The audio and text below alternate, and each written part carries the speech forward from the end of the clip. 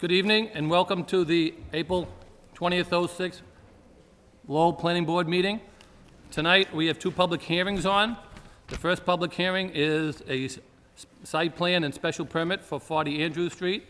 And the second public hearing is a definitive subdivision plan for 118 Georgia Ave, also known as Canoli Ave. We will address the first matter first, which would be the 40 Andrews Street. The rules for the public hearing are very simple. One person to speak at a time so the board can give them their full divided attention. We will hear the case for the applicants in favor first. After they speak, we will listen to the people who have any opposition in regards to the projects. After all, the open public hearing is over. The board members then, if they have any questions, may ask questions of either side and then discuss any questions they have amongst ourselves. And at the end of the public hearing, we will render our decision. So the first matter we have on tonight will be the site plan and special permit of 40 Andrews Street. The Lowell Planning Board will review an application by Inner City Development for special permit and site plan approval for development of the property located at 40 Andrews Street. The proposal includes the construction of 6 townhouse-style condominium units with associated driveways, parking, utilities, and landscaping. The project is located on 17,344 square foot lot in the TMU, which is Traditional Neighborhood Mixed Use Zoning District. Special permit for use and site plan approval are required under Article 12, Section 11.4 of the Lowell zoning ordinance and will be heard concurrently by the Planning Board. At this point in time, if the applicant's in favor, would please make their presentation and state their name for the record, please.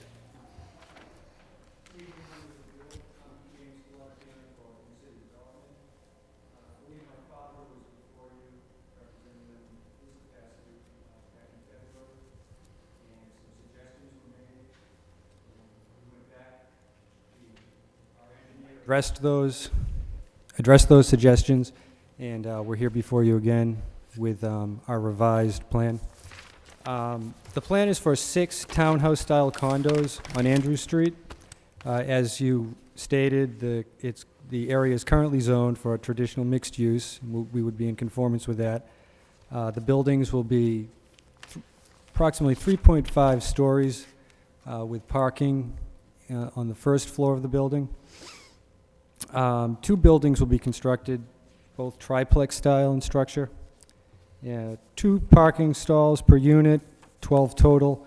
There'll additionally be 4 spots for visitor parking.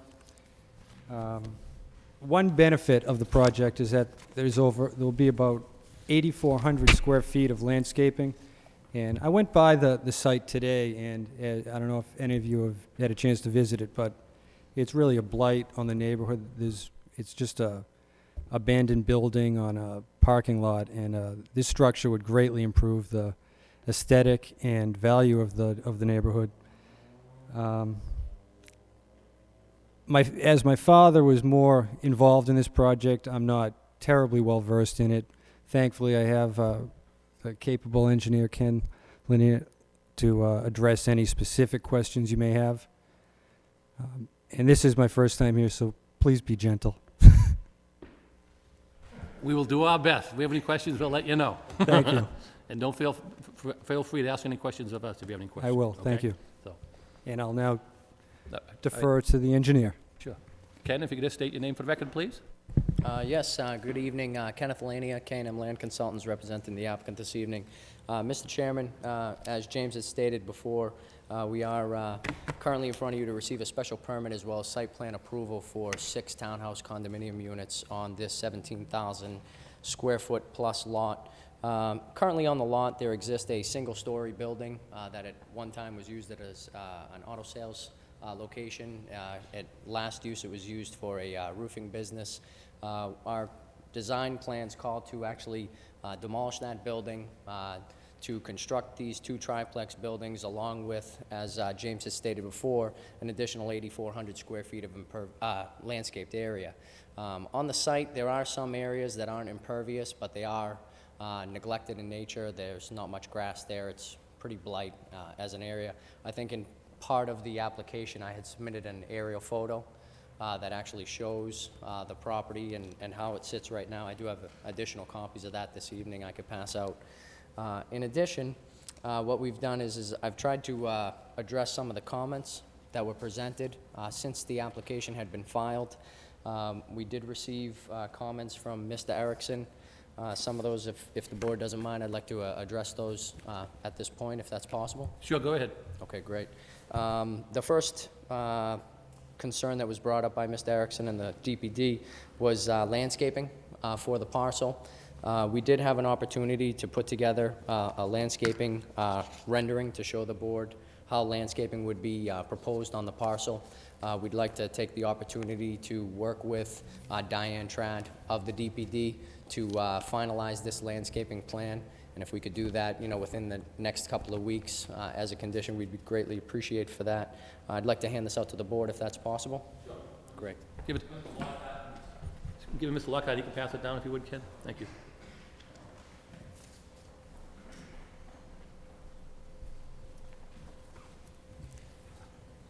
As you can see on the reduced size plan that I'm passing out, Mr. Chairman, members of the board, I do have a larger copy this evening shown on the display that I have on the tripod.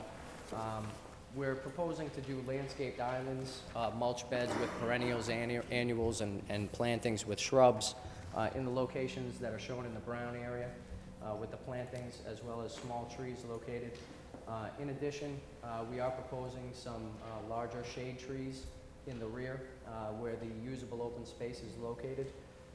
As you can see right now, we do have impervious area as the gray shaded area on your plan as well as the display.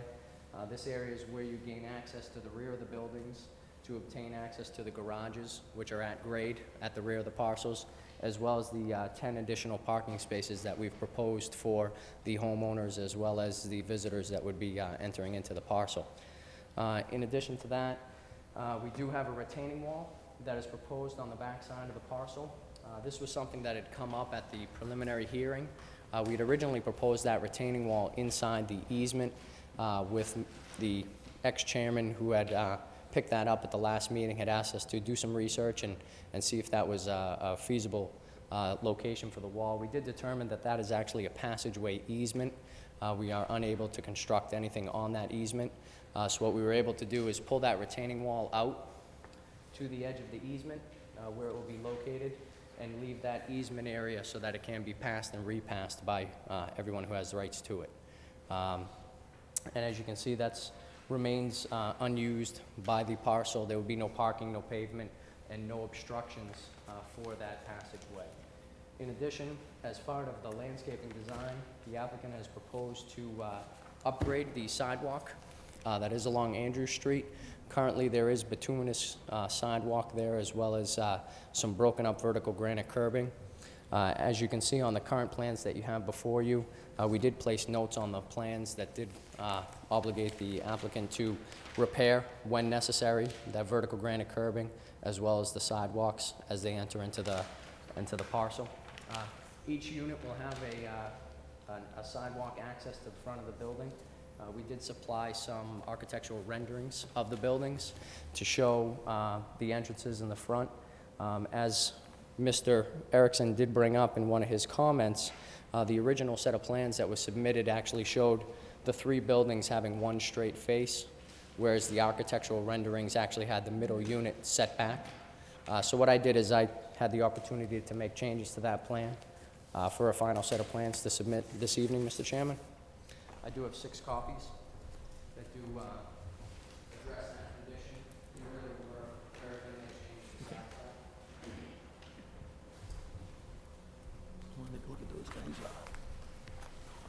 plan. One of the, I addressed the sidewalk comment by Mr. Erickson from the city engineer. Lighting is proposed to be wall mount packs on the proposed structures, as well as we are proposing to place 2 lamp posts, which are detailed on the detail sheet C5 in the parking area for safety. I did also submit a lighting detail on the back of the site plan special permit application package that shows the type of lighting that we're proposing as part of this submittal. They will be McGraw Edison cutoff acorn historical-looking lamps. Mr. Erickson also brought up the fact that there should be no electrical or water meters located on the sides or the end of the units in such a way that they would be visible from the street. We also agree with that, and should those units be required to be located in those areas, we do plan to landscape and screen them. Do you have a question, Mr. Chairman? If I could, Ken, just one question. You gave us a new set of plans here. Instead of trying to rip through all of them at this point, could you just point out on this plan what's different from the plan in our packet? Yes, Mr. Chairman. The two things that remain changed in that packet is we do have, I mean, if you can go by what page they're here on, so I could follow with the board, we're gonna all try to look at one since we're kind of cramped up here. okay? If you could just address them by sheet 1 or 2 or 3, whichever way is easier for you, Ken. Definitely. Sheet one and sheet C3 are pretty much the same. Sheet 1's really just a cover sheet, Mr. Chairman. If we could move along to the site plan layout, and then I could describe the changes on the site plan layout sheet. Ken, why don't you hold that microphone up so that people at home can hear it if need be, okay? So we're going to sheet C3, I'm sorry? Do I reach? Either we can pull that one can do it. All right. Thanks, James. So you want our attention to go to sheet? C3, Mr. Chairman. Okay, thank you. Share up here, so bear with us. Go ahead. Mr. Chairman, as I had stated earlier, the previous set of plans had shown the triplex buildings being located with a straight-face front facade, which was not consistent with the architectural renderings that we had submitted as part of the site plan application. We did take that into consideration after receiving Mr. Erickson's comments to adjust not only just the building locations, but we also revised the parking so that we could still remain with the 22-foot wide drive aisle as required by the zoning requirements, and still provide the 10 parking spaces at the rear of the parcel. In addition to that, we did propose a fence line along the southern side of the parcel, which will be installed. I don't know if you could see that along the abutting parcel. I see you have your north arrow. I do. Thank you. I've learned my lesson, Mr. That's Chairman. when you said southern side, I want to make sure. All right, thank you. Although I did look for it when I said southern. We did make that change. Really, as far as the layout goes, Mr. Chairman, that really addresses the changes on this plan. We did have an additional change on sheet C5, Mr. Chairman, which is the detail sheet, which was just to verify the inverts for the trench drain, which have been addressed. As far as the changes go to the plans, that was all we had. And I could probably address some of the concerns that were issued by the engineering department and the other department heads, and tell you why we didn't make additional changes beyond that, if that's possible. Sure. Okay, great. Right ahead. The first request that we had is from the city engineer. City engineer states in his first comment, sidewalks within the limits of the project on Andrew Street should be repaired by the developer. We actually, like I had mentioned prior to that, we do have a note on the plan that represents that, and we are willing to do that, and we'll be providing those repairs as necessary. The building should be set as though in a position so that drainage goes into Andrew Street, and we have done that with the grading on sheet C4 of the proposed plans.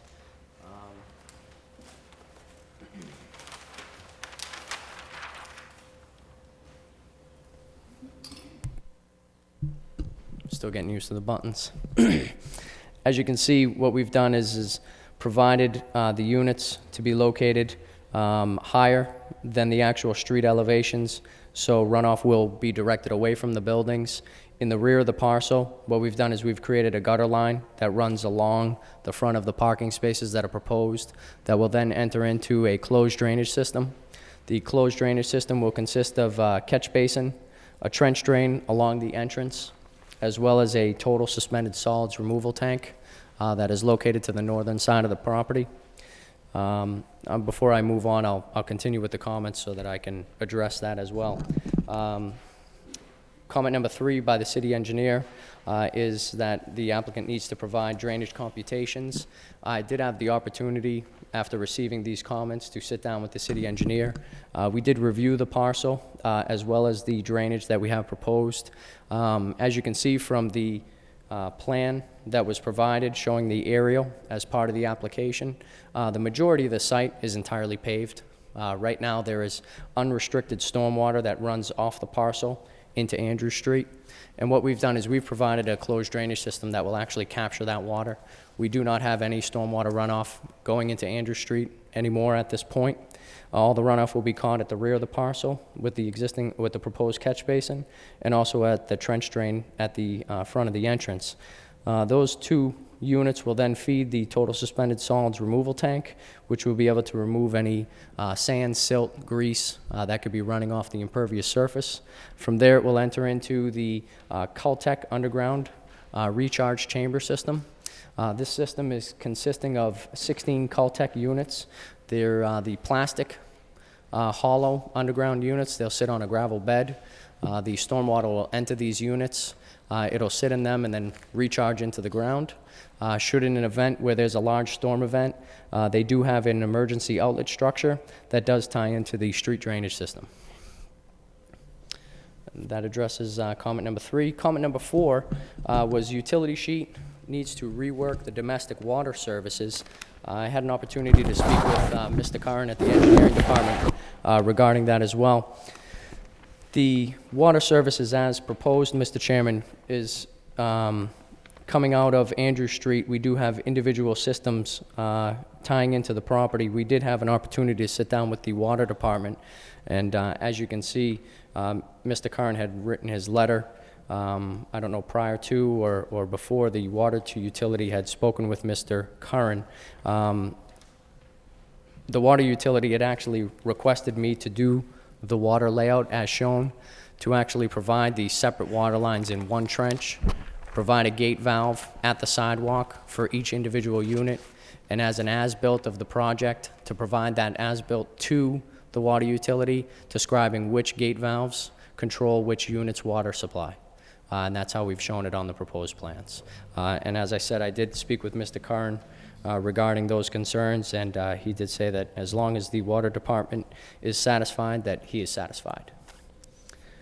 And I also have received comments from the other additional departments. At this time, I have the fire department requesting approval, the water utility department also with no comments for approval, the wastewater department also with no comments and approval. Should the board have any questions at this time, I'd be glad to answer them. Thank you. Does anybody else want to speak in favor of this project? Anybody else in favor? In favor? Hearing none. Anybody here want to speak in opposition to this project?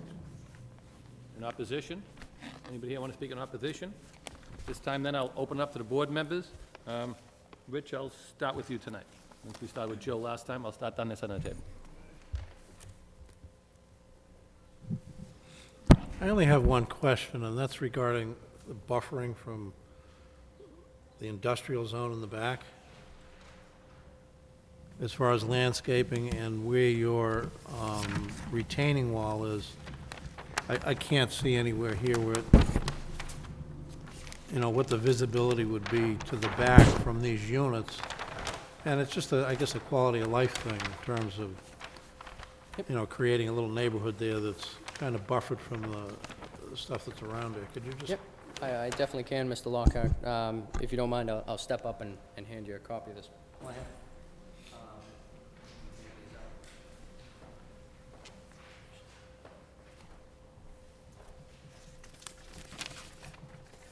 As you can see on the aerial that I handed to you, Mr. Lockhart, the rear of the parcel, where that passage easement is actually full of, fully matured trees that do provide a nice landscape buffer. To the actual rear of the parcel, although it is TMU, is actually additional residential units. So there will be that creation of a residential neighborhood in this area. Okay, Can you just point out the Yep. site here? I'll do it here, Mr. Lockhart. This is the curve, Yeah, Um, yeah, this building. that building, yeah, okay. Mr. Lockhart, the site as it sits, you can see it's, when you're looking at your picture, there is a white trailer directly All right, beside. I have it now. Yep. To the rear of the parcel, you can see the tops of the trees that actually separate this parcel from the residential homes and other condominium units that are located up to the rear, or should I say, eastern portion of the parcel.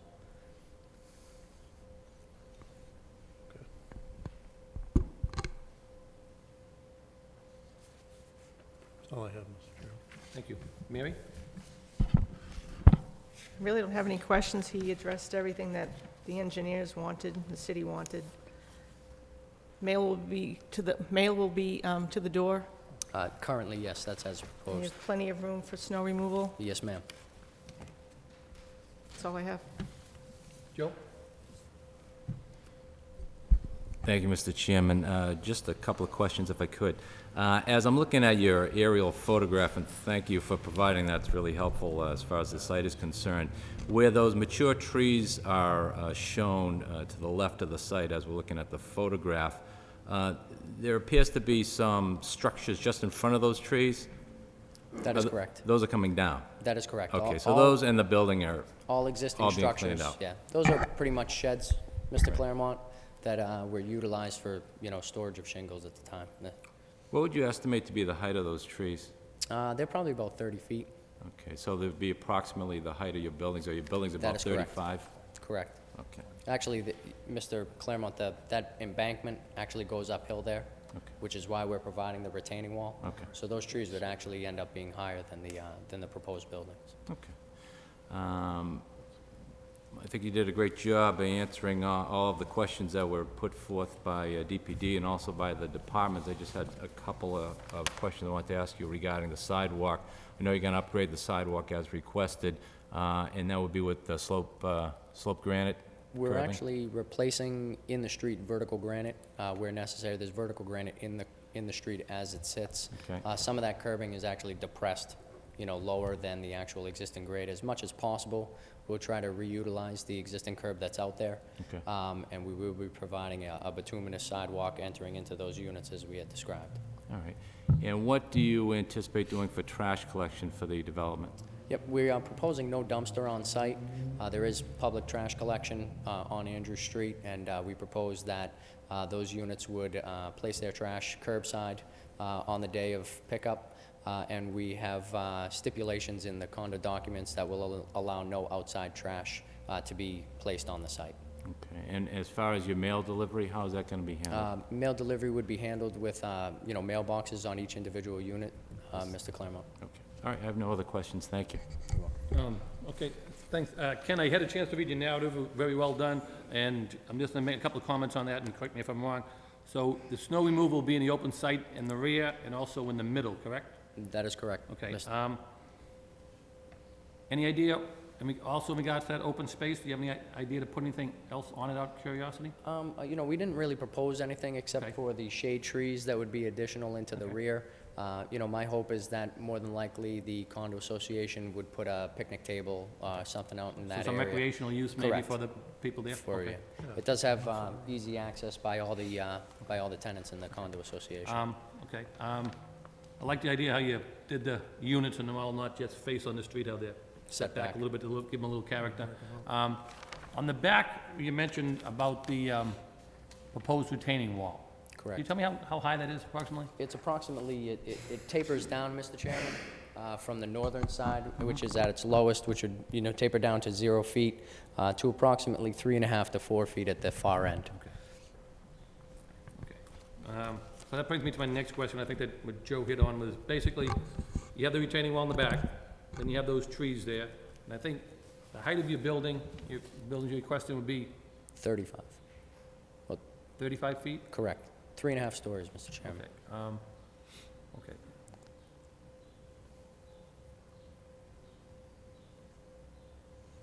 And then just, Because what I'm reading is on your usable table here, Yep, it has, okay, well, 4 stories, it'll be 3.5, okay, I'm sorry.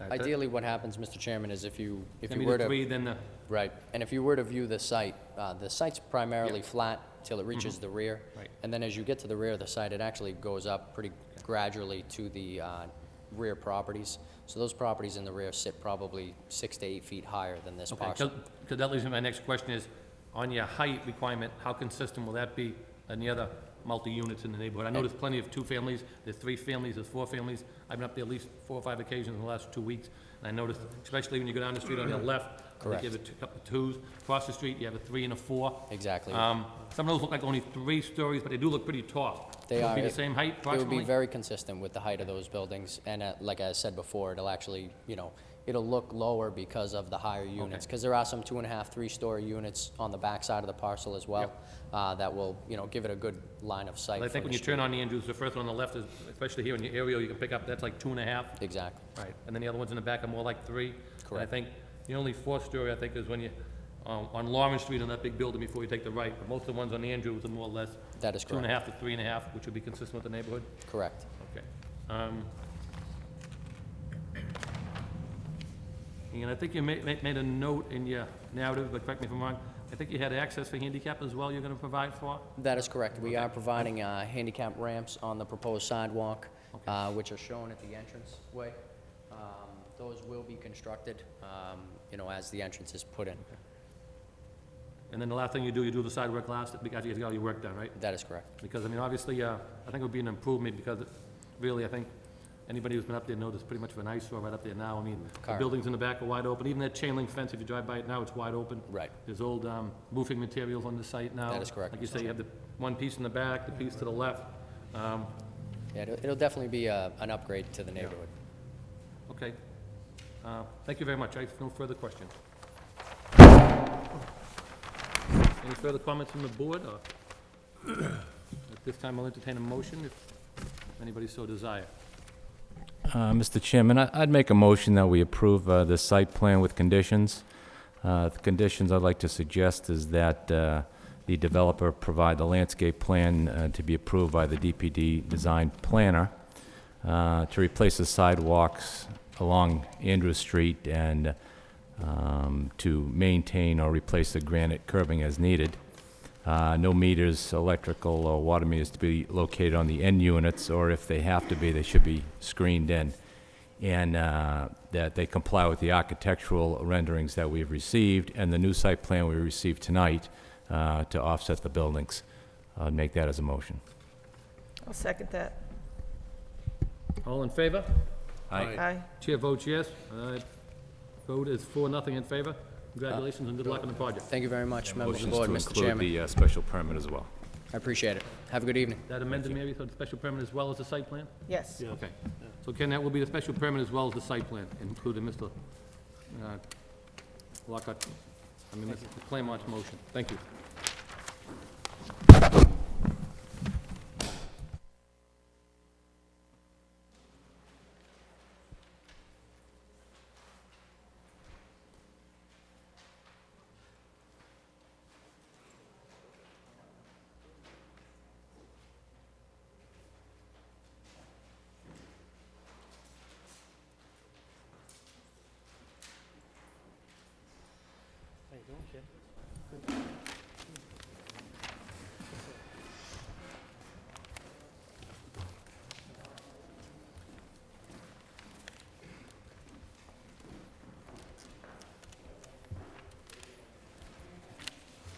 Our next public hearing will be the definitive subdivision plan approval, 118 Georgia Ave, also known as Canoli Ave. The Lowell Planning Board will review an application by Leslie H. Ty and Delia Finneral for the approval of a definitive subdivision plan for a 100-foot extension of Canoli Street to access a lot at 118 Georgia Avenue. The street extension is needed to create the minimum frontage required by zoning to access a lot located in the SSF, which is Suburban Neighborhood Single-Family Zoning District, for the construction of a single-family house. The applicant is seeking waivers from the required sidewalk construction, granite curbing, drainage requirements, and road construction standards. This project requires planning board approval under Lowell subdivision of land regulations. Can we hear the case in favor from the applicants, please? Good evening, Mr. Chairman, members of the board. Attorney Dan Tenzar representing the applicant. Purpose of this application is to construct a single-family home at 118 Georgia Ave. It's to extend Canoyle Street 100 feet. As indicated, this is in a single-family zone where the minimum lot size is 10,000 square feet. We have in excess of that. This isn't any sort of small lot, undersized lot that you may see appear or many people rail against. This is 12,362 square feet. It meets all dimensional requirements. It has in excess of 90 feet for frontage. It meets the front yard setbacks, the side yard setbacks, and whatnot. Purpose of this single-family residence is for Delia Finrell to build a nice new home. She presently resides on Florence Ave, and she would like to remain in the Highlands. She would like a new residence, and she'd like the ability for that residence to have handicap accessibility. Her husband is presently in a wheelchair. Mr. Finrell was before you previously. He was here on a preliminary basis. He is going to build this for his mother. If you have any doubts as to what he builds, certainly just go over to the Lowell Cemetery and see the beautiful building that was constructed over near Shed Park. It's gorgeous. He's once again looking to add to the character of this neighborhood. One of the requests that this board made to Mr. Finrell was to speak with the abutters. He's indicated he spoke with Mr. Bayless, Mr. Ty, Mr. Carnaval, Miss Muscalac, the Rabius family. In addition, he also met with a number of neighbors after the last board meeting, after the last preliminary hearing. He met with and listened to the concerns of the residents. From the concerns of the residents, it came from all different angles. It came from all different perspectives. One of the concerns, I remember specifically Ms. Muscalac mentioned trees. Delia Finrell would like to retain as many trees as possible on this lot surrounding the house. Why? For aesthetic value, for privacy, the same that the neighbors would want. That was one of the concerns. One of the other concerns was drainage. You'll see on that plan, an engineer, Ron Close, I don't know whether he's here tonight. I was hoping he would be here. I was listening to Ken mention what a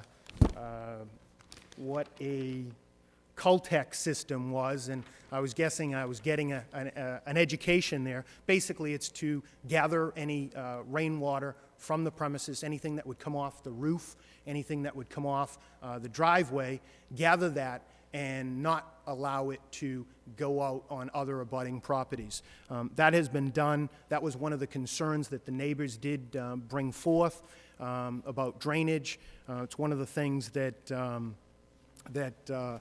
Finrell has followed up on, provided that, and we did provide Steve Curran from the engineer's office a copy of that as well, and certainly whatever requirements he would have with regard to that system. There are actually 3 waivers requested: a waiver of sidewalk construction, a waiver of granite curb, and a waiver of street width. There is no waiver of drainage because that issue was brought up by the neighbors as well as yourselves, and that issue is being addressed with that Cultec system, whereby no runoff will go to abutting properties.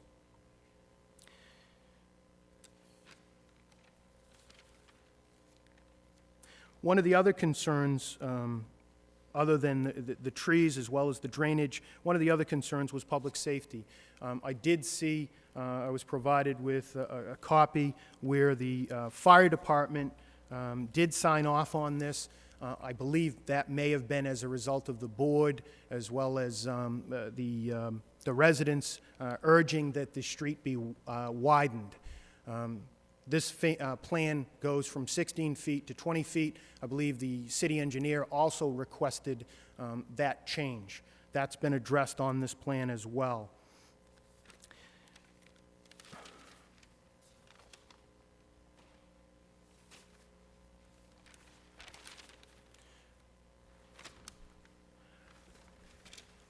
I believe that's all, Mr. Chairman. Thank you very much, Mr. Tenza. Anybody here also like to speak in favor of this project? Anybody else want to speak in favor?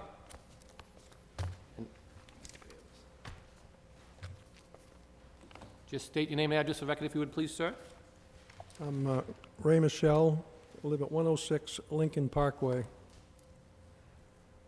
I'm an abutter to a principal abutter, Mr. Bayless. The reason I favor this proposal as dictated and as amended somewhat by Mr. Tenzer is because it doesn't create an intersection at Canoyle and Lincoln Parkway, an already busy thoroughfare used often for motorists connecting between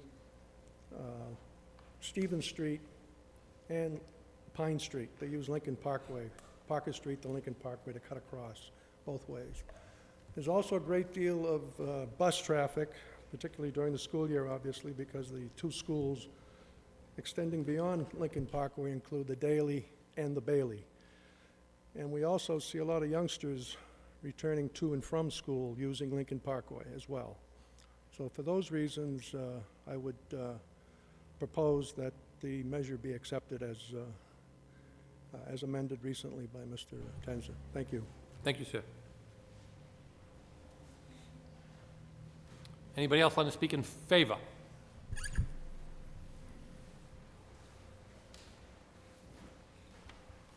Good evening. My name is Walter Bayless. I live at 92 Lincoln Parkway. This project will probably impact my property more than anybody else's because it's directly in line with my house and my backyard. I'd just like to take a couple of moments of your time to tell you a little bit about the owner of the property. He has attempted in the past to sell the property and had a check in hand for the sale of the property, but wanted to maintain the integrity of the neighborhood. And when those people that were interested in buying the land would not keep the trees, wanted to extend the buffer, wanted to buy another piece so that they could open it up, he gave him the check back. This man is an honorable man. He wants to keep our neighborhood. Lincoln Park, and I own a business here in Lowell on Princeton Boulevard, which is the city. All of a sudden, I found myself moving to Lincoln Parkway. Everybody always said when you made it in Lowell, you had to go to Belvedere. Let me tell you, you want to stay at Lincoln Parkway. It's beautiful, it's country, it was a planned neighborhood. There's trees and shrubs all the way around people's homes. We got great neighbors. It's a walking neighborhood. The other day, my wife was in the kitchen, just taking a rough count, counted 67 people walked up and down Lincoln Parkway. It's just a beautiful, beautiful residential neighborhood. This is what zoning variance is about. It's about making exceptions to the rule to maintain the integrity of the property. Furthermore, I know Chris Finrell. I've known him for a number of years. He is a very, very honorable guy. He has come to my home personally, spoke to me about what he plans on doing and how he plans on doing it. And he comes from a fine family, and he's an honorable person. And I know that when he says this is going to be first class, it's going to be first class. I ask you, I beg you, please go along with this plan. Once this has been completed, it'll maintain the integrity of the neighborhood. It'll maintain the abandoned portion of Georgia Avenue, which will give Mr. Tyson the privacy that he's always wanted. It's a buildable lot as it stands, and I ask you please to approve it. Thank you. Thank you, sir. Anyone else want to speak in favor? Come to the microphone, please, and state your name and address, if you would, please. My name is Beverly Schultz at 145 Sanders Avenue. I'm generally in favor of the amended plan. I do have some questions, however, if I could ask. Actually, if you want to ask them Okay. through the chair, then we'll address them to Mr. Tenzar after. Okay, thank you. So shoot them at us, and we'll shoot right back at Mr. Tenzar. My first question is, will the water and sewer be put through on what is considered Canoyle Street to Lincoln Parkway, or will those be on a easement across Mr. Ty's property? Okay.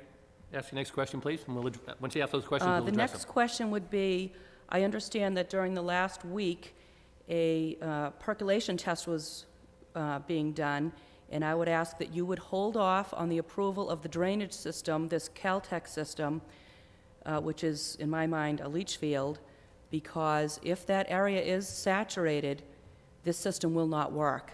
You can't drain to saturated land. I'm an environmental engineer for NSTAR. I was at a DEP meeting on this very sort of system yesterday in Wilmington, and I am concerned about that. I wish you would just wait and see that it will actually work. It may mean, like some of these Title V home leach fields where you have to do some filling in order to have this drainage system work.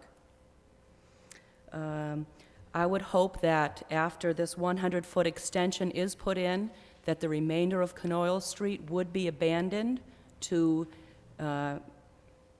Bayless and Mr. Ty, and that a stipulation be put on that abandonment that that land could never be re-subdivided for use as an additional home development. I think most of us in the neighborhood believe that 2 houses are going to go in there and accept that 2 houses will go in, one by Mr. Finneral and one by Mr. Rabius when he's ready to do that, or some future owner of that property.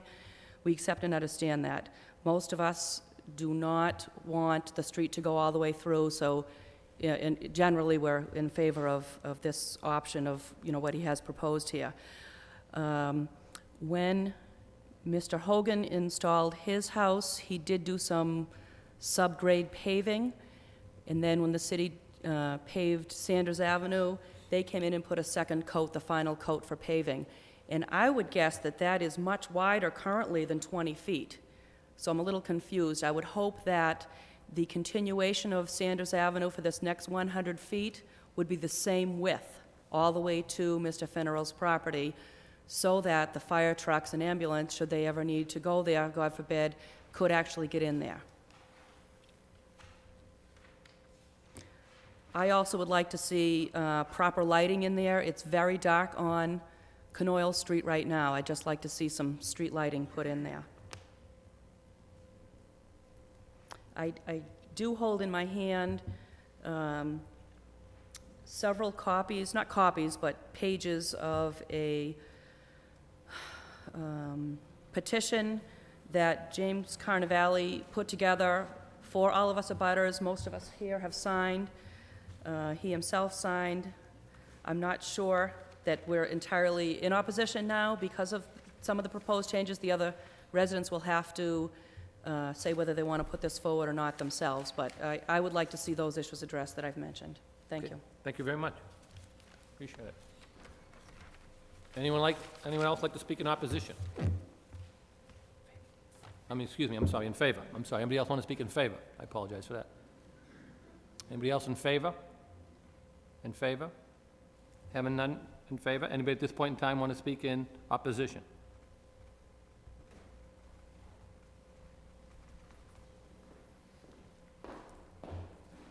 Good evening. Thank you for the opportunity to speak. My name is Maria Maskalak. I live at 22 Bertram Street in Lowell, and this lot is in my backyard. Actually, a little bit of history, it was my backyard. Many years ago, when our forefathers subdivided these lots, that was part of the property that now belongs to me. I think that 3 factors that existed then continue to exist now, and they're factors that we should keep in mind. One, as Beverly described, it's a beautiful little wooded lot that affords some privacy to the area. But I think the third factor, the most important, is when we have snowfall and abundance of rain, it's a pond. I see it every spring. It literally sits in water. It's a bowl-shaped lot. It's lower than all of the lots around it, and I already get ankle-deep water in my basement. So I'm not opposed to a home being put in there. I am opposed to the road going through to Lincoln Parkway because I think it does a disservice to everyone else in the area. I'm very concerned about the drainage. This system that he's proposing, I'm really concerned about it. That water's going to have to go somewhere, and I ask that you take that into serious consideration. My other concern is the roadway. I think it needs to be not only wide enough for emergency equipment to get in there, but some kind of turnaround for it to be able to get out. So I ask that you consider these factors, and thank you for your time. Thank you.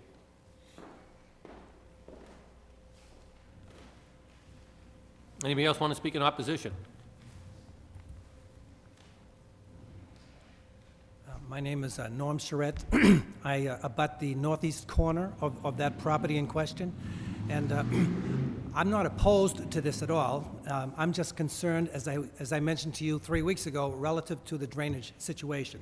It's been brought up already, and I just hope that you take into consideration that there is an issue there. And I was surprised to hear the other day on some map, and I'm not sure it was brought up here, that it's called, that little square where the house is going to be built, if I'm not mistaken, is, what's it called? I had a correction today. It's not? It's not floodplain. Jim Carnavelli downloaded a map from the city GIS system. It said, when you open it, I'm sorry. Go ahead. I placed an email to Mr. Erickson today for clarification on this issue of was this floodplain or not. Because when you go into the Lowell GIS system and you type in an address for floodplain, you get what is actually green space. So Mr. Carnavelli presented a map to us, and that's the difference. It's just green space. It's not floodplain. I always knew floodplain to be associated with water bodies, and there is no water body nearby. It does flood. I actually wonder a little tiny bit if we have a vernal pool, but I don't think so. In any event, there is an issue of water here, and I have a question, if I can ask here. Is that possible? When a builder builds on a property such as this, is there anybody responsible for the water drainage that will, or the water moving around that occurs as a result of the something being built? Be the owner of that lot. They're responsible for that. Any excess of water that drains off Yeah. and causes damage to your property, it'd be the owner of that property who'd be responsible. Because as you heard before, there is a number of the houses in that area built on ledge, and because of that area which is wet, it does, depending on the kind of spring you have, ebb into the cellars, and depending on where you are, you have more or less. So that's one concern that I certainly have, as do other neighbors here. And of course, what was mentioned earlier too was the safety issue, fire trucks getting in there safely and being able to get out. So I want to just to voice my opinion relative to those two issues. Thank you for listening. Thank you, sir. Anybody else want to speak in opposition, please? Hi, I'm Julie Charette, and I also live at 12 Bertram Street. And again, I am also concerned about the high water table in the area. And let me tell you, when spring is wet, we get water in the cellar, and it does not drain well. We have traps in there that drain it. However, once that water table is high enough, there's no place for that water to go. And that water is continually draining underneath, and you can hear it trickling. So I'd like to know is if the people who are putting this in have some kind of guarantee. You know, they say the builder or the person resident is responsible, but you and I both know, unless you have good legal counsel, you can fight forever and not get anywhere. And that's my concern, because it's like who you know, not what is right. And we can see that just by, you know, things that have gone on that Knoyle Street already, and things that didn't have to be up to code and all. So I'm very concerned about this, because this is my house too, and I've been there a while. Thank you. Thank you very much. Anybody else want to speak in opposition? Anybody else in opposition? Mr. Chairman, my name is Ralph Hogan. We reside at 12 Knoyle. Since our last visit here, the plans have been improved greatly. I draw your attention to the memo from the Department of Planning and Development regarding the width of the road and previous minutes of your board and recommendation of a 26-foot wide roadway.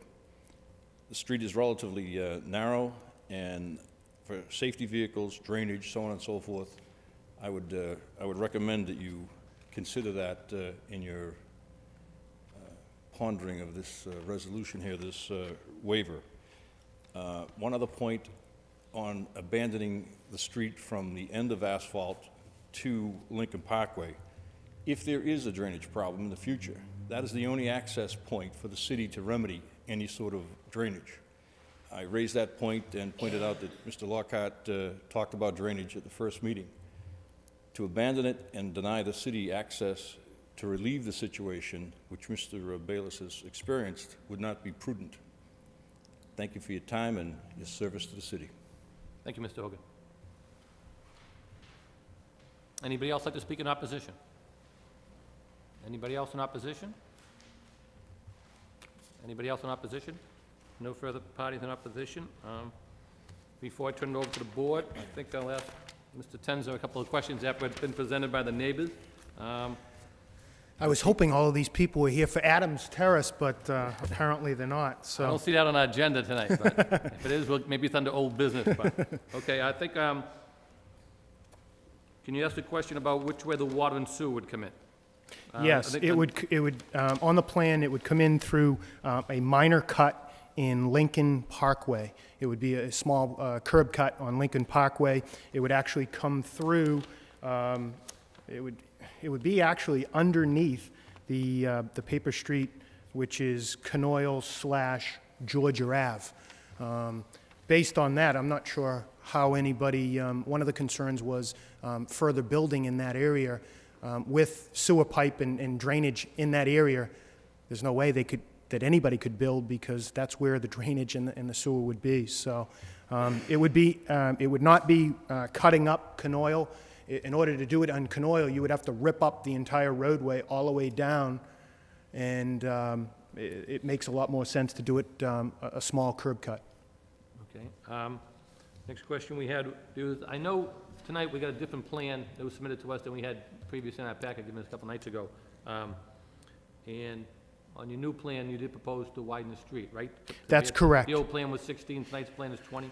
That's correct. Okay. Neighborhood input, as well as this board, and as well as the city engineer. One of the concerns was safety. I think that's one of the reasons why the fire department signed off on it, as well as the city engineer, is because it is being widened to 20 feet, as well as the driveway is going to be 24 feet. So if an apparatus or anything that needs to get down there, they can certainly turn into the driveway and then back out and then go back down Canoyle. Next question I have is, if they wanted the abandonment of the street to be continued, I believe you might have expertise on this, wouldn't that be a function of the city council and not the planning board? Yes, it would. As a former member of the city council, we did often get petitions to abandon streets if it was appropriate. I'm not sure whether it would be appropriate in this circumstance, but the city council, the esteemed city council, would take that So responsibility. that'd be out of our jurisdiction to make it? It would. Okay, thank you. I know when we received the plan 2 days ago, we didn't have a drainage plan, and I believe that's a lot of questions that come up from several people who spoke here tonight. Yeah, I Could you wish address that issue? And also, I know someone else mentioned a perk test. If you could address Yeah, that, I'd appreciate it. Yeah, an engineer by the name of Ron Close went to the property. We know Mr. Close used to sit on this board with us. All right. I don't know Mr. Close personally, and I was hoping he would be here tonight so he could explain this system, because I'm not sure exactly what this system entails, other than what I had heard from Ken Lanier as far as the Caltech system. But my understanding, limited as it is, I'll briefly describe what I know, is it's designed to basically collect the water from the roof as well as the driveway into the system, and then if need be, it would go through the Lincoln Parkway with the water runoff. Okay. Do you know if a perk test had been done recently? I believe that's what he did. Okay. Do you On know Monday. if those drainage plans that were submitted to us had the opportunity to be given to our city engineer for their review prior to tonight's meeting? It was given. I actually just got the plans today. Yeah. So I gave it We did to too, so- Steve Curran's office as soon as I got them. Sometime early this afternoon, I had brought them to Mr. Erickson as well as Mr. Curran. Okay. We would certainly agree with the neighbors. We don't want drainage issues. I mean, if we're going to build something, if Mrs. Finrell, who is my aunt, if she wants a nice home, she doesn't want drainage issues, all right? Neither do the neighbors.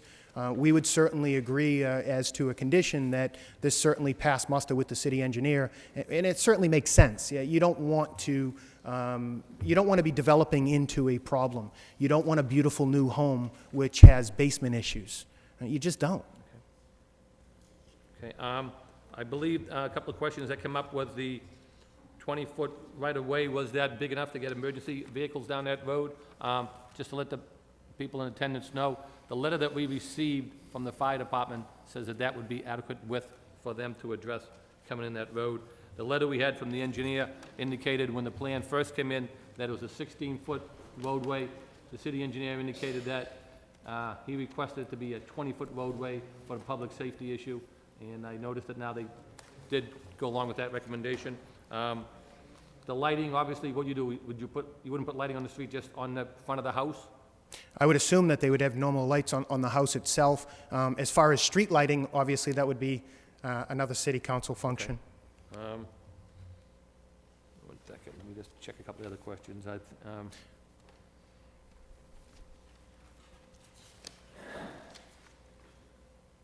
know a lot of people indicated that they didn't want the road to cut through, and obviously that's not your request, correct? It is not. We're looking for a dead-end street. We're looking for a nice, quiet neighborhood. I think a lot of people, looking at my notes again, water issues, and the band in the street, I think we addressed that.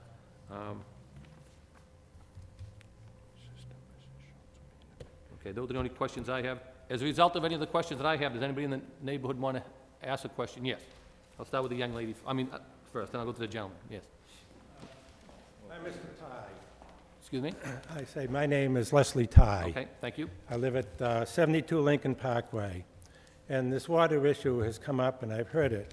I just want to state that I've lived in my home for 37 years, and I have never had a water problem. And the reason for it is when it was built, there was drainage built around the house and in the bottom, in the basement. And I can swear on the Bible, not a drop of water has ever happened, and I think that my lot may be lower than theirs.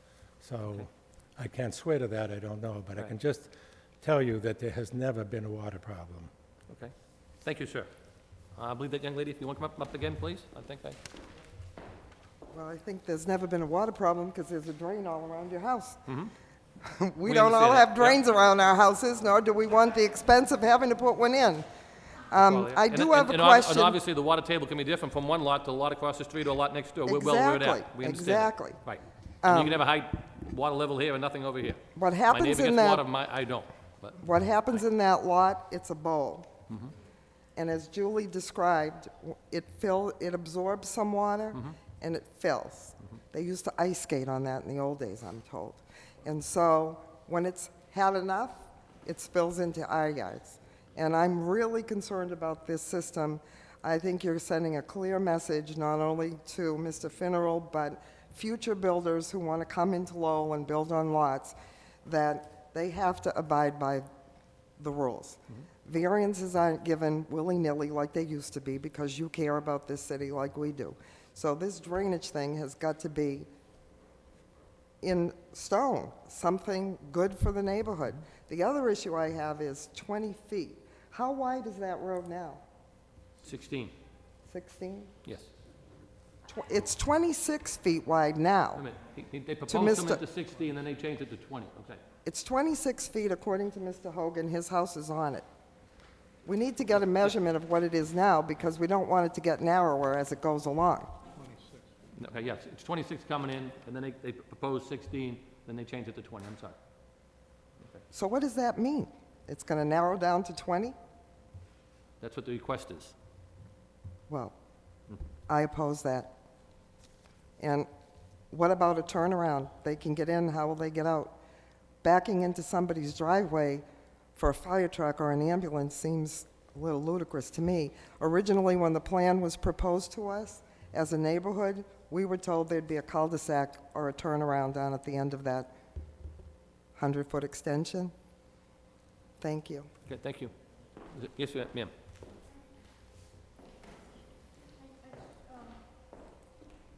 Fine, 97 Georgia Avenue. Your name, please, I'm sorry? Jacqueline Thank you. Charette, 97 Georgia Avenue.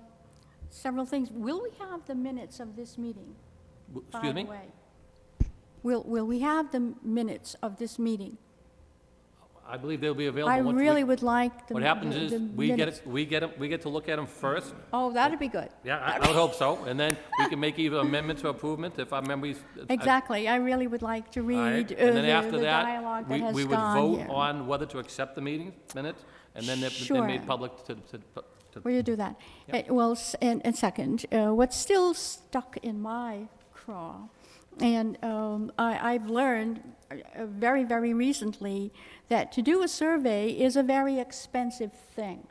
I just had a survey done right in your backyard or your front yard, and that cost me $2,500. So I was a little bit, have been, and still am, a little bit miffed about all the waivers and all the thoughts that are going on about waivers, waivers, and waivers, when my contractors would not, make a hole in the ground without having the recommendations of the surveyor. So I really need to say that. Perhaps it's called living and learning. However, we do have a beautiful garage that has gone up. So for now, I was just hoping that this committee, we put a lot of time in, Georgia Avenue and a lot of people in the neighborhood put a lot of time together, very, very quietly, responsibly, talking about the ramifications of development in this very, very lovely neighborhood, by the way. So we have all those notes. So this is why I would be sensitive to receiving notes from the committee. Is that acceptable?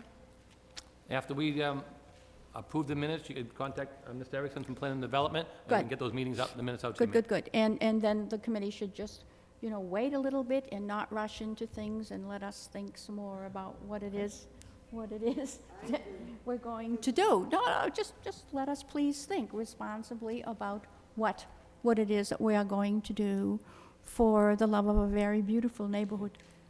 Thank you very much. Thanks so much. Mhm. Okay. Anybody else want to speak before I turn it over to the board members? Yes, sir. My name is Greg Dellis. I actually just purchased our first home. We just got married, 141 Sanders Ave. We're the corner lot of Sanders Ave and Cannoli Street. Canoyle, I'm sorry. And I'm not opposed to building the house, but the only concern of mine would be the width of the road, because we park our cars there sometimes now, and it's very difficult to even turn. So safety would be a huge issue. And secondly, we just moved to the neighborhood, so we're really not, familiar with all the politics or anything like that. But my main concern is more for the safety and quality of life more than anything. And I just want to put that on record, saying that I believe the road is 16 feet wide. Not is it 20? 26. And I believe for a standard city street width, it was what, 40? I believe. So if you can just please keep that in mind and see. I don't know if there's any way else of doing this, but quality of life and the safety is my main concern right now, because I am in the corner of that lot, and it's very difficult for me to turn my car as is. So, Okay. Thank you. Thank you, sir. Mr. Tenza, at this time, since I gave other people a chance to speak after board members spoke, and I know that Mr. Close has just joined us, if you'd like to have Mr. Close address some of the draining issues for us, it's up to you if you want to call him, if not, or... Absolutely, Mr. Chairman. This is Mr. Close. He was the engineer that looked at the property, did the drainage calculations, and will make sure that this drainage system is, one, good for my client as well as the neighborhood, and meets with the city and engineer's specs. Good evening, Mr. Close. Just to bring you up to date, some of the neighbors had some concerns about the water in the neighborhood. Mr. Tenzar indicated to us that you could address the issues on that. A lot of them had the concerns of whether the water would run off into their property. Some of them had concerns that how it puddles on that lot now, and that lot's a little lower. I believe one of the young ladies indicated that at one point they used it for an ice skating rink in the past, and also stated that it seems to puddle on that property. And I think a lot of issues were that there might have been a perk test done recently, and I know we had the draining done by yourself recently, and I think Mr. Tenzar indicated to us that the city engineer at this point in time had not had a chance to review those. So that's Yes, basically sir. to bring up to date where we are. If you could comment from there, I'd appreciate it. Right, first of all, excuse me for being late. I got caught up in another meeting. Okay. To address those issues, the design, at the current time, the current design, the intent is to pick up the grade of that area so it's pitched into the street. It would mean approximately 1 to 2 foot high retaining wall around the perimeter of the house, approximately 20 feet off the house all the way around, which will be pitched into the proposed street. The proposed street will be pitched at a 1% pitch down to 2 catch basins at station 1+00, 100 feet from its existing point. The catch basins will allow for sedimentation to settle out, being that there'll be a 4-foot sump in the catch basins. They'll be tied into what we call a Caltech system. That will be a subsurface storage system. That storage system acts underground, relatively the same as an above-ground detention area. So it will be designed to not only percolate into the ground to restore the water table, which would have been changed due to the addition of pavement, the house, and all impervious areas, so that we have to recharge the water table in the area. But additionally, it would reduce the amount of runoff into that area, mainly because the area right now is pitching down into a low spot at elevation approximately 128. We intend to pick that area up so that it pitches down towards the street at an elevation of 132. That's 4 feet above that area. There is an overflow from the Caltech system, which would empty into the city sewer line. And of course, it will be designed so that there wouldn't be any surcharging into the city sewer line. This has been discussed with the engineering department. Mr. Maloney from the engineering department, who I understand, and I also understand that prior to my coming on board, that is taking over this project, it was also discussed with Steve, the current city engineer. There was a perk test done. The rate of runoff was 8 minutes. The water table was approximately 54 inches below the existing grade. So that we're also going to be, the floor elevation of the cellar will be 2 feet above water table. Also, the Caltech system is designed to be 2 feet above water table. And if there's any additional questions, I'd be glad to address them. So can I summarize from all the information you just gave us, that the drainage system obviously will, to be less water runoff than what's there now? That's correct. Okay. So most of your water will be picked up on site, right? And because you mentioned you're We will have a contained system, that is... on site, right? Yes, everything that is as designed within the area that we're building will drain into those catch basins. Okay. So that area, which was formerly wooded area, that used to run off into that low area, is also going to be pitched into the drainage system. Okay, because, so some of the drainage now comes from other areas onto your site? There is, yes, there is other areas draining into that site. We're not going to... Was that a lower grade, and so the other areas flood Right. into there, and that's why Surrounding puddles? houses pitch down into that area. And that's the reason why puddles on that lot? Yes, because the road, let's see, it's not Sanders, it's, Bertram of the Lincoln Parkway? Georgia? Lincoln The Parkway. one behind it, right, okay. Acts as a damming area, in addition to surrounding houses that I think may have filled in the area in years past.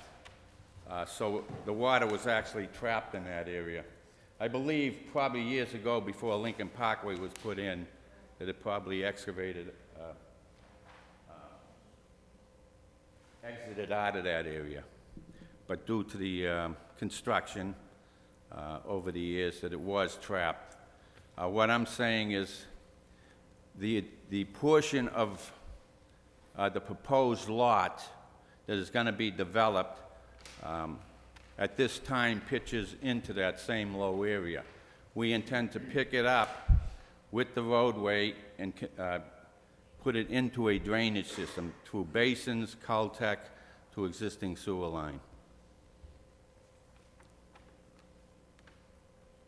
Thus a reduction in the current runoff to that low area.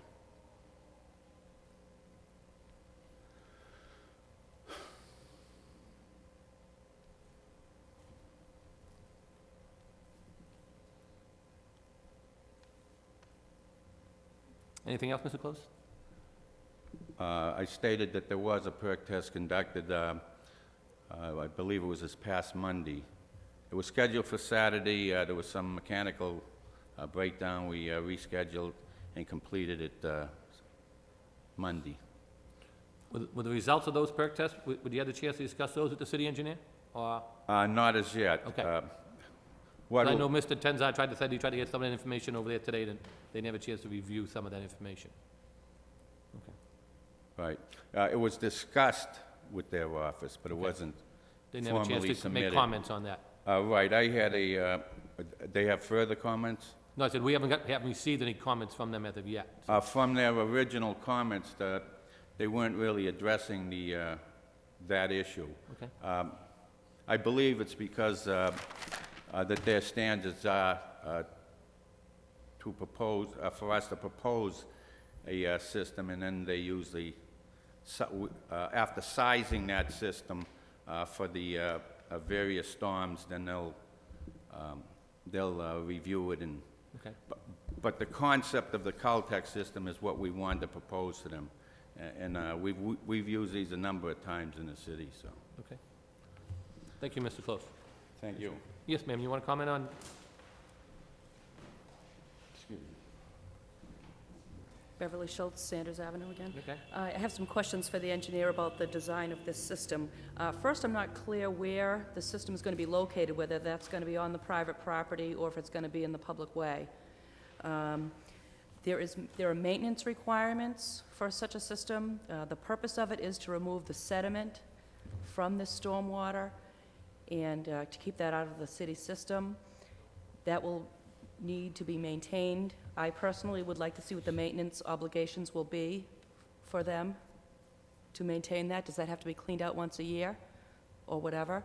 I'm concerned that this tank be sufficiently sized. I don't know what year, if this is a 100-year storm that this is being designed for, or a 25-year storm, or what. And then when it is storing this water, is there going to be an odor problem? I'd like to know some evidence of other systems in the city that this doesn't create a place for mosquitoes to live and for other bacteria or whatever to accumulate. Okay, thank you. Thank you. Thank you very much. Mr. Close, do you have an opportunity to respond to that if you need be? Basically, where would it be put? Will it be on the public or the private land? Do you people have the plan in front of you? Yes, we do. Yep. You'll see an area of, yes. You'll see an area just in front of the proposed house. Right. It is a rectangular area, and it says Caltech system or equal. So that would be on your property? Right, it'll be on private property. Okay, thank you. The actual storage area. Okay. Of course, the catch basins, which are city standard catch basins, will be within the street layout. So if it's on your property, you'll be your maintenance to make, Right. to take care of that, right? As yet, I don't know of any maintenance that's had to be done on a subsurface storage area. Mainly because the city system, that is check that, the catch basin system themselves are city standard, which require a 90 bend turn in the pipe or a trap, a grease trap, so that's your trapping area for any odors. And that's mainly because it ties into a sewer line. Okay. It's not the Caltech system itself. So there will be no odors backing up into the system. The Caltech system, to date, I don't know of any Caltech system subsurface storage area that had to be maintained. The only thing I could see that would happen to them is if some large vehicle that it wasn't designed to hold, and it is designed for H20 loading. We're going to use the heavy-duty H20 loading. I believe they're called HD 125s by Caltech. But I did put our equal, so we're allowing for other type of systems. So that, unless it was crushed, there should be no maintenance on the on-site Caltech system. The city standard basins, of course, would be intended to be cleaned by the city. They'd be within the right-of-way, but they would be built according to city standards.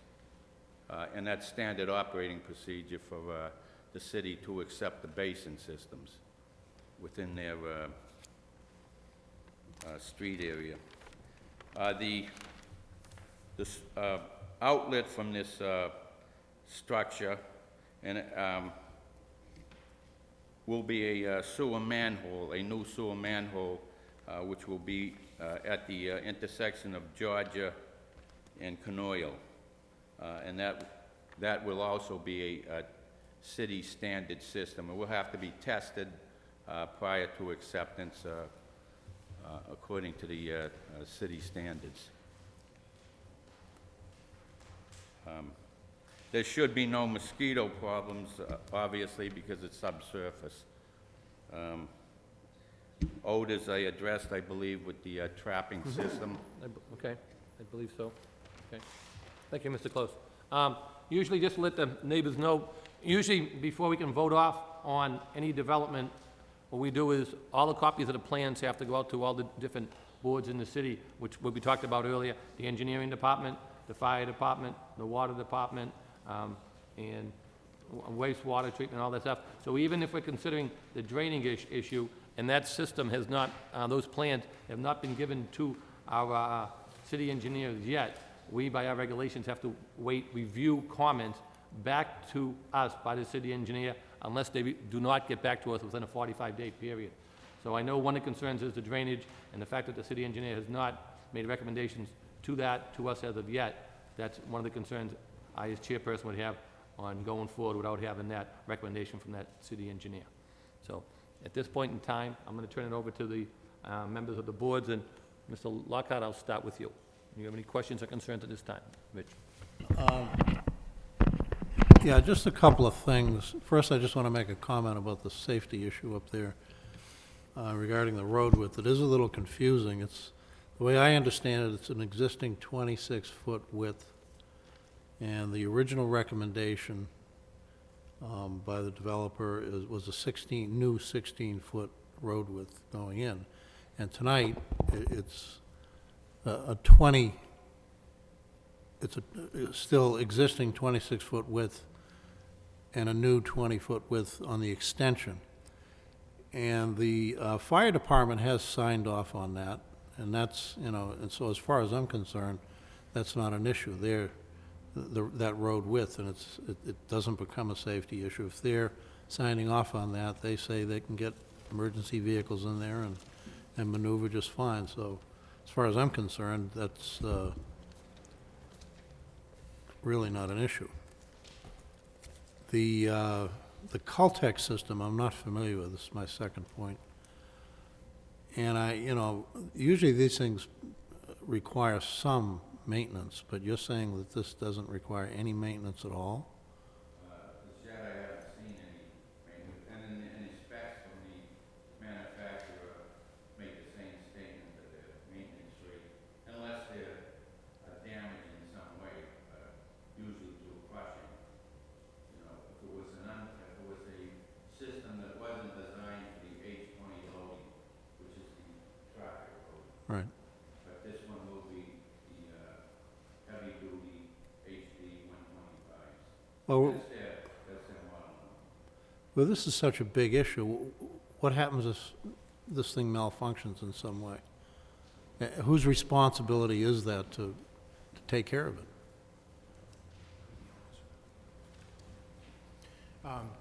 Mr. Lockhart, that would be the owners. It's on their property. Anything that escapes, anything that happens on that property, it's the property owners. All right, I didn't see that specifically anywhere, so I think that should be clarified. And the other thing I'd like to see is a little more detail. Now, you have it on a plan view here. You have a Caltech system or equal, but there's no other construction detail. I'd really like to see that documentation and stamped by a professional engineer so that, this is a big issue here, and that would give me a comfortable feeling to, That certainly makes sense, Mr. Lockhart. Okay, that's Yeah, all I have. absolutely. And certainly it needs to pass muster with the city engineers. Right. Mary? I think like Mr. Lockhart and everyone else has a concern about water, and we need to see the engineer's plan or approval before I think this board can vote on it. I have no problem with the 20-foot width of the road. It seems basically would be an extended driveway is what it would probably turn out to be. I have no problem with that. My only concern would be the water issues, and before I can vote on this, I just want to make sure that the city engineers approve all of the engineering work that has been submitted today. That's all I have. Thank you. Joe? Thank you, Mr. Chairman. First of all, thanks to all the neighbors for coming out and providing all the information that you have. It's really helpful to us as a board. We've had the opportunity to review a few things concerning the width of the roadway, and I just wanted to clarify a couple of things. The petition that was submitted by the neighbors earlier seemed to speak of variance, and the developers aren't going for any variance. Variance is really the purview of the Zoning Board of Appeals. They comply with all the zoning requirements as far as the lot, so they're not seeking a variance. They are seeking some waivers concerning the width of the roadway and the sidewalk, et cetera, which is what we're dealing with here tonight. But no variances can be granted by this board. In terms of the width of the roadway, Mr. Erickson gave me a document that goes back to, I believe, when Mr. Hogan put in his section of Cornwall Street, and that indicated at the time they had approved the extension of the street to be no less than 15 feet wide, and that was approved by the fire department at that time as the minimum required width for the fire apparatus. So they apparently had no issue back then with the 15-foot wide roadway. I understand that subsequent to that, the road was widened a bit, I believe, by the city to its current dimensions. There's also some confusion as to what the exact dimensions of the current roadway are. I've heard 26 feet. I've got some notes that indicate that it may be between 20 and 23 feet. When we sent out our package to the city departments, The engineer indicated that the recommended pavement would be 20 feet and not 16 feet as originally proposed. The new proposal comes in at 20, so the engineer is comfortable with 20. Ian Barton, who reviewed it, indicated that she believes it should be the same width as what's currently there, but it wasn't certain whether it's 20, 23, or 26 at this point. So from my perspective, if we were going to approve the extension, I'd like to see it consistent with what's there now, whether it's 20 or 23, if it was consistent with what is there now. In terms of the drainage, I know that the plans have just been submitted, and again, from my perspective, I would be comfortable if any vote that was taken relative to this matter just was conditioned on specific approval of the drainage system by our city engineer. He would have to review it. By law, of course, you cannot discharge any water from that site, so he's got to assure himself on behalf of the city that that there would be no drainage issue. So if he was comfortable with that, I certainly would be comfortable with that. In terms of the cull tech system, we've heard, about that system. We've heard other systems from previous plans.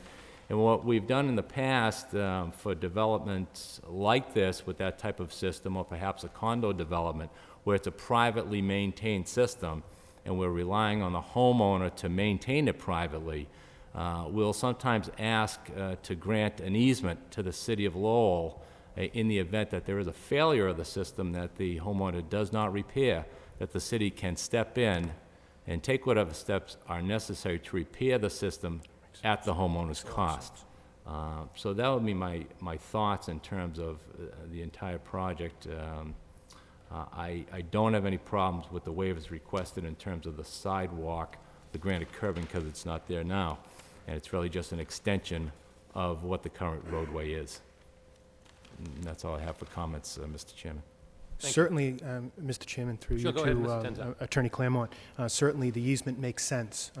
We certainly need to look out for the welfare of everybody involved. An easement, and on behalf of the city, if there is any emergency, it makes sense. Thank you.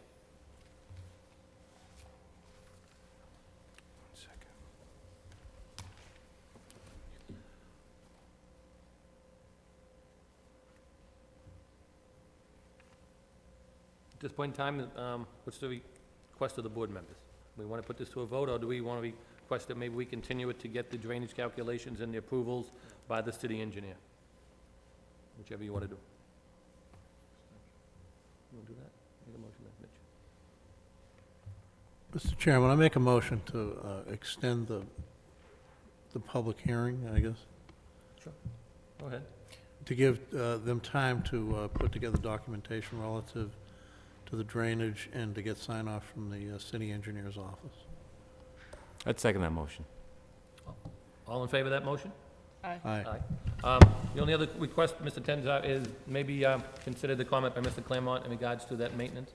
Yes. Okay, so basically what we'll do is, our next meeting is May 1st, back on our Monday scheduled night. Reason why we met tonight because of the holiday.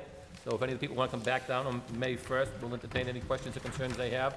Basically, what we're going to be looking for, the main concerns, I think we heard all the main concerns about the safety issues. We've heard all the concerns about the drainage issues, the concerns about the water, the concern about the width of the road. So the main thing we're going to be looking at is at least a report back from the engineer to see what their comments are in regards to the perk test that Mr. Close is going to give to them, as well as all the drainage systems, as well as the Caltech system, anything equal to that. We'll give our city engineer the opportunity to review those and give us comments back to us, and we will address all those comments at that time. And I want to thank everybody for coming down tonight. We really appreciate your input. Thank you, Mr. Chairman, members of the board. Thank you. Thank you. See you in a couple of weeks. Thank you very much. If I may, Mr. Chairman, that meeting will be held here again at 7 o'clock, just so that everybody knows where they're going to be coming to. And that's on for May 1, right? Yep, it's the May 1. first Monday in May.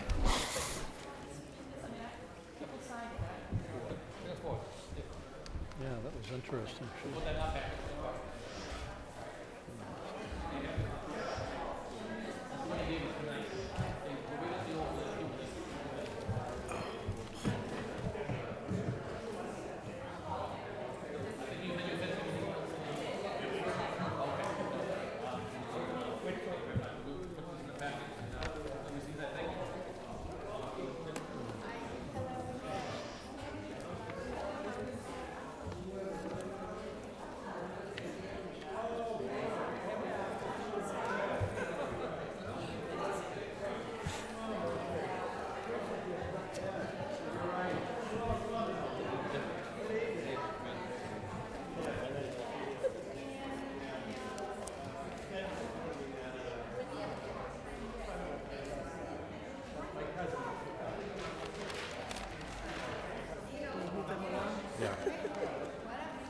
Excuse me, please, if you could take your comments outside. We have a couple more items to address.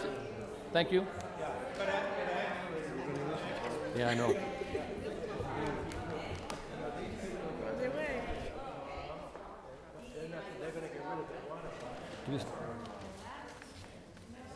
Moving along for our next order of agenda, one of our new business, election of Northern Middlesex Council of Government representative for the Planning Board.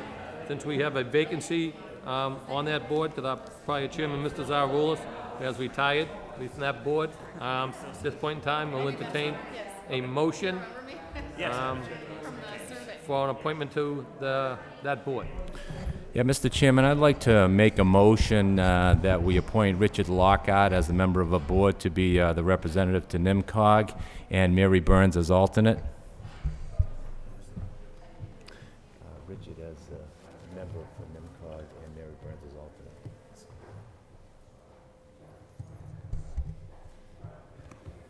alternate. Do we want to take those one at a time? We better take them one at a time, since we nominated two people that have to be seconding these motions. So first I'll nominate Richard Lockhart as the member representative to NIMCOG. Okay, Mr. Lockhart's been nominated. Is there a second? I'll second that. All in favor? Aye. Aye. Aye. Mr. Lockhart, do you accept that I position? do. Thank you very much. On behalf of the city, we appreciate your service. And Mr. Clement, back to you again. Thank you. Secondly, I will nominate Mary Burns as the alternate member to NIMCOG. I'll second that motion. All those in favor say aye. Aye. Aye. Mary, you hereby accept? I do. Congratulations. We appreciate Thank your you. efforts on behalf of the city. Moving along in the agenda, we have old business. We have an updated planning board bylaws. Everybody have a copy of the bylaws in their packet for this evening? Anybody have any questions or concerns? If not, we can put that on for next meeting for acceptance, unless anybody has any changes. The only question or modification that I would have is at the very end, where it says amendments. I believe there's just a typo on the second to last sentence, where it says shall be subject to further consideration and amendment, and any then or later be acted upon. I believe the word any at the end of that sentence should be struck. Okay. Was that on the last paragraph? Very, second to the last sentence, I believe this word doesn't. Okay, okay. Any other board members have any comments on the bylaws? Most of them are basically in effect, except for a couple of them are changing the meeting places, which was here. And I think the other addition would be to entertain a second vice chairperson. I think it is. That was added, sorry, Mr. Chairman, that was added on your request to add a second vice Remember we chair. discussed That can that? be Yeah. voted on Yeah. once the bylaws are officially accepted by the board. Okay. Also, sorry, Mr. Chairman, I gave them to Patty Talty. She thinks they look okay. It's a pretty standard bylaw, so I know you requested her review of the bylaws in the past, so I wanted you to know that I The gave board them for members feel we her. have to give it further review, or do we feel it is comfortable enough to bring this to a vote this evening? I believe, according to the bylaws, we need to put it on for a vote at the next meeting, so I'd like to make that as a motion, if there's no further amendments, that we bring the bylaws forward at the next meeting for a formal vote. Okay. I'll second that. Second by Mary Burns. All in favor? Aye. Aye. Rich, you in favor? The chair votes yes. The vote is 4-0 in favor of adopting the bylaws at our next public hearing, which will be also on for May 1st. Moving along, we have an update on KC Estate subdivision, Twist Ave and Maryland Ave. We have two letters in our packet. I believe they're basically self-explanatory. Does anybody have any questions for Mr. Erickson, who's the author of these letters? Do they will entertain his request for the May 1st meeting? Basically, the performance bond, that the work hasn't been done on this site. We've sent letters to the developer to come forward, and if not, that we might start taking on the bond. There's been no contact from them whatsoever? From Ms. Cox, no, I did have, I'm not sure if it was a abutter or a neighbor or a friend of Ms. Cox come into the department to speak with me about the letter or just about the project in general, who at the time he mentioned that Ms. Cox does want to finish the project, realizes that construction costs are much higher now than when the original bond was put into order, which was in 2001, and she's just trying to figure out how to basically fund and get the project completed. But I haven't really received any official word from Ms. Cox herself. This is on the May 1st, or I'm hoping to put this on the May 1st meeting, and I'm hoping prior to that time, maybe sometime next week, actually finding a phone number for Ms. Cox and getting in contact with her if I don't hear from her but prior to that time. Okay. So will you send her a letter to let her know that it is on for May 1st? This has actually been sent to her. I sent it both certified and regular mail. So this was sent on April 11th, so that's sufficient notice? Yes, Okay. and I also sent it to, the packet mentioned that Attorney Flood, I believe, was her attorney at the time. Okay. So I sent it to his office as well. Okay, thank you. So we'll put this on for our May 1st meeting, and hopefully the applicant will appear to address our concerns. Thank you, Mr. Everett. Next thing on our agenda is notices from abutting towns. Anybody have any concerns about the notices that we received from abutting towns? No. Make a motion to place on file. Motion to place Second on the file. motion. Second, all in favor, say aye. Aye. Aye, chair votes yes. Matters are placed on file. Next matter under other business, we have a general correspondences. Anything at this time? I do know we have one letter in here from the city solicitor that addressed an issue that was CC'd to us. Yes. About it. That was regarding a ZBA decision, but the board, there was a question, the board had made comments, as they usually do for ZBA decisions, and at the time, the board had recommended denial of the project. The ZBA ended up approving the project, but at a much less detrimental impact to the neighborhood, they basically conditioned the approval, and the law department wrote a recommendation, or wrote a finding on the decision based on a request from the city council. They just wanted to CC you on that. Okay. The only concerns I have on this is basically that the city solicitor goes on record as indicating what the planning board did on our March 7th vote. However, we haven't had the opportunity to approve those minutes as of yet. So if we want to amend those minutes, or make another statement why we went further on that, I thought the application, some of the grounds that we stated should be more clearly specified. I think it's tough for us, we're not having those minutes approved, that this correspondence is going out to the city manager, the city council, without us at least having the opportunity to approve the minutes. Well, And it puts us at a bind. I spoke with the city solicitor about this. What goes out to the ZBA and what was eventually sent to both the law department and the city council was just your list of recommendations. That's a standard practice. I didn't send anything about minutes or any official vote. It was just your recommendation, which I basically type up a day or two after the meeting to make sure that the ZBA gets it prior to their meeting. If you want to review those, I can do an email system or get them to you prior to sending it over to them, but... Well, I just think if we had the minutes by the next meeting, it'd be helpful for us if we want to make further comments on that, that's all. Yes, sorry, I apologize for my delay on the last couple meetings minutes. It's been a I know bit hectic. I did watch most of that meeting on the TV, and then I thought it was continued. I didn't get the final decision until I read about it, then obviously this letter actually updated it. All right, thank you. I have anything else that we have for our general correspondences at this time? Anything else? No. Okay. Moving along, the next matter we have is our recommendations for the zoning board of appeal.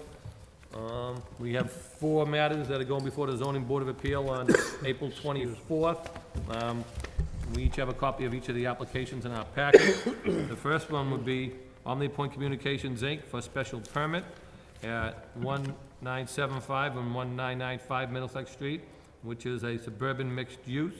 The petition for the installation of wireless communication antennas within the proposed building cupola and accessory radio equipment within the existing structure.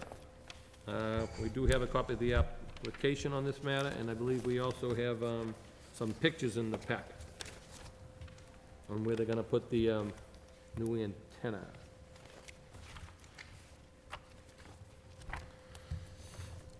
It looks like all the equipment's going to be contained within the building with nothing on the exterior or on the roof. Is that your understanding, James? Yes, that's my understanding as well.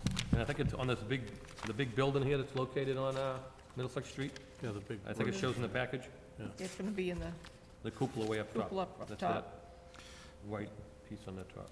If Mr. Chairman, this project, if you recall, was approved by the board back in July, I believe, July or August. And I believe they're just proposing, as you mentioned, to just put it in the cupola up at the top of the building.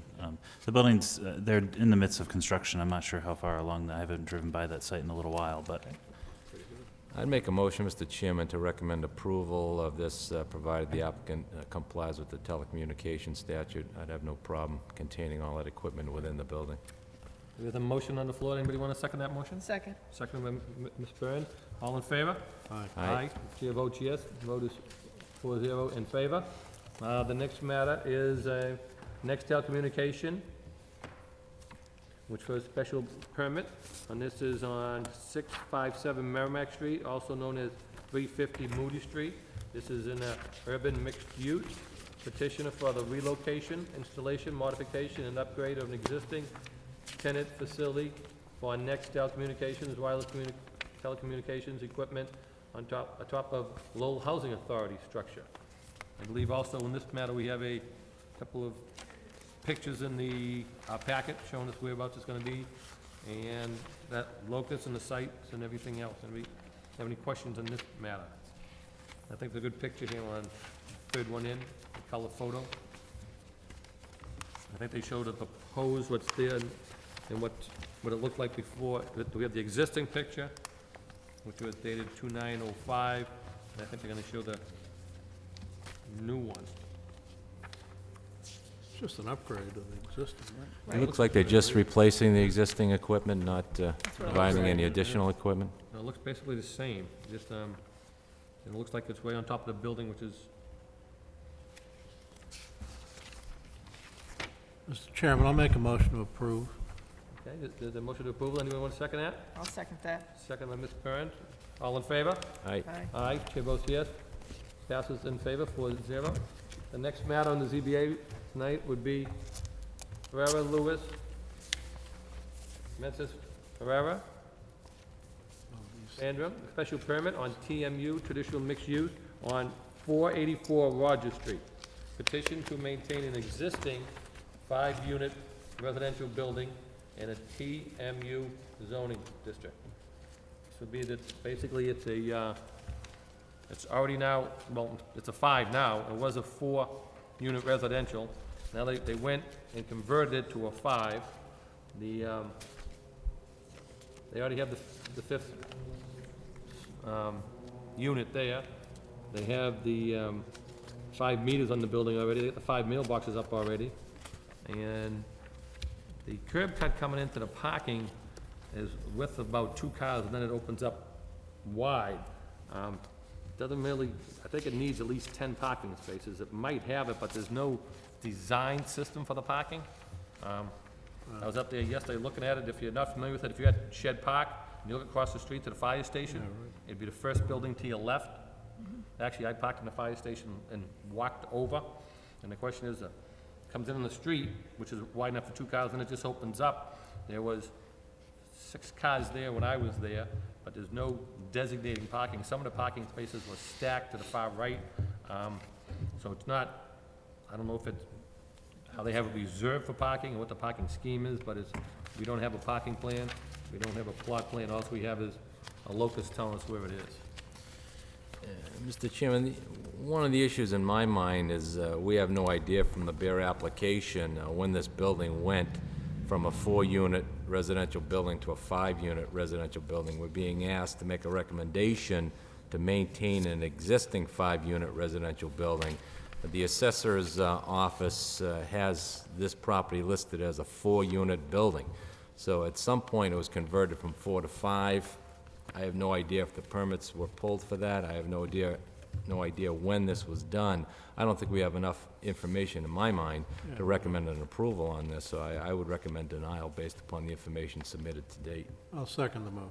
There's a motion, there's a second. All in favor? Aye. Aye, chair votes yes, for denial, and the votes for nothing in denial. The last matter under the ZBA, which would be Philip McCabe Jr., special permit and variance on 30 Central Street. This is in a downtown mixed-use petition to maintain existing residential unit in a mixed-use building without the required parking. in a DMU zoning district. I believe this is Sal's Pizza, isn't it? With Yes. apartments It upstairs? is, yeah. I drove by it tonight on the way to the meeting. 30. I'm pretty sure that's what I saw there. 30 Central. So basically, I don't know if they had, Are these legal or non, or illegal apartments? Do we even know that? I Again, can't tell by the there's application. no way to tell It doesn't say. from the application. It's indicated that the proposed use of the property is the pizza establishment and 2 non-conforming apartments. The applicant has circled that they're requesting a special permit. Somebody has underlined that they're seeking a variance from the required parking. We have no plot plan, we have nothing to show the parking. He's looking for a special permit to maintain existing units, saying they were existing when he bought the property. And there's a letter from a prior owner that said that they were existing when he bought the property, but the city of Lowell has his property listed only as an office building, does not show any residential use. So again, based upon just the bare information in the application, I don't feel that I can recommend approval on this. I'd have to recommend denial without further information. Just a further comment on that, if I may. I tried to look under the DMU zone. I think, Jim, for that, wouldn't they, for those, I know it's downtown, I know there's parking in the buildings down there, but still to be for the apartments, they need what, at least 1 parking space? Yes, the Unless requirement. they had some agreement off-site, which we don't know about, correct? They can They they had can agreement with fulfill the parking they can lot. fulfill their parking requirements with the low, for example, the low parking authority in one of the parking garages, and that may be that may be what they should do in this case. I don't know. I'm just throwing I that know out there on there. Central Street, there's not much parking, but. Exactly. So they can definitely fulfill their parking requirements offsite, and that's sort of the general idea behind putting the parking garages in the downtown mixed-use district, was so that you could fulfill the parking requirements for such projects. I know the places like on other places downtown, Middle Street, and those areas use the parking garage. Market Street, that new development we just approved, they're Correct. using the garage. Yep. As long as we have something in writing saying they have access to the garage, then that satisfies the parking for downtown, am I correct? Exactly. Typically what happens is they provide some sort of lease agreement with our parking authority, typically for around 7 years. I think they can't have it for more than 10 years due to the bonds. Although I'm not positive on that. The parking authority knows more information on that. Something like that. And that fulfills the parking Right. requirement. And I think, basically, on something like that, when we had our public hearing the other night, when Mr. Fenton was present, he indicated that on special permit, you can give it a term, and someone that could be on special permit for something like this would be the parking term for a 7-year period, to review it after 7 years to see if there would be parking. Correct. Okay, because I think when the question came up from the council the other night, asked about special permits, how they run with the land, he said, but you can't put a time period on it, and then they have to renew it, correct? Correct. You can, special permits, under the authority of a special permit, you can put So a I mean, time in limit that on case, that. if we gave parking out for a 7-year term, then obviously we could, either us or ZBA could relook it over 7 years to make sure they had another 7 years for parking agreement. Exactly, and that can be the limit of the special permit itself. All right, so therefore, that we could meet that criteria instead of like when they say, we'll have it for 7 years, but it's not indefinite, then they can always review the matter. Correct. All right, thank you. There was a motion on the floor. Anybody want to second that motion? The motion was to deny it by, Recommend Still denial. second the motion. but motion second and denied. All in favor? Aye. Aye. Chair votes yes in denial, so the denial is 4-0. I believe, anything else under old business? Any of the planning board members have any comments on the old business or anything on the new business? No. Nope. Any other further items to be entertained? At this point in time then, hearing none, I'll consider a motion to adjourn. So moved. So moved and seconded. All in favor, say aye. Aye. Aye. Aye. Thank you.